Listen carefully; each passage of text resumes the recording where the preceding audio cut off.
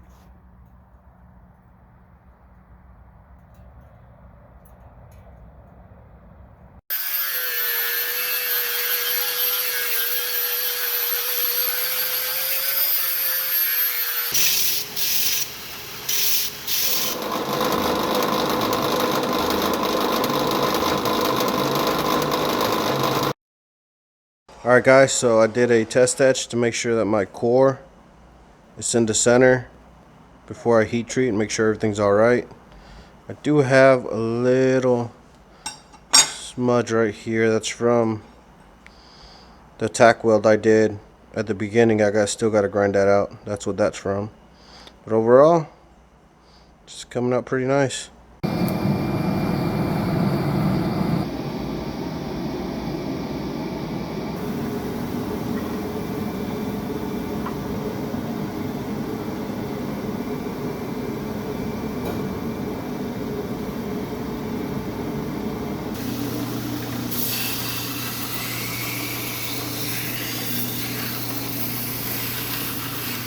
Alright guys, so I did a test edge to check how my line was going through, and it is popping out very well. But I ran into an issue on this side where I grinded a little too much.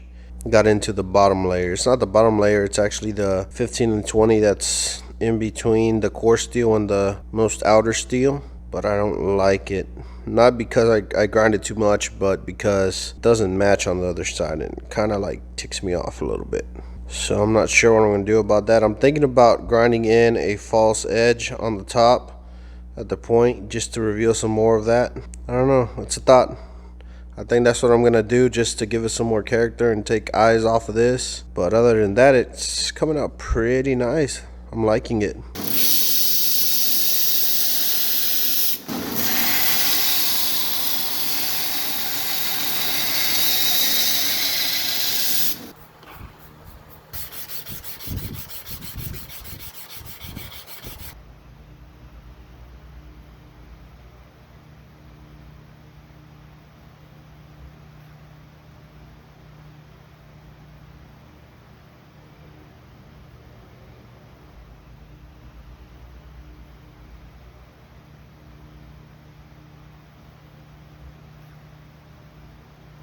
Here's how it's looking now after I gave it 3 passes in ferric chloride and cleaned it up with some extra fine steel wool. Take off all the oxides off the surface, and I gave it a nice little pass of oil. The false edge I grinded on top really helped it out. It makes it look a little bit more natural. These builds take very many hours and very many different days to do. So if you like these kinds of videos, please consider subscribing. It really helped me out and really helped me make more content like this. Next up is the handle. I'm going to handle it with this piece of walnut I have in shop. It should give it some nice contrast.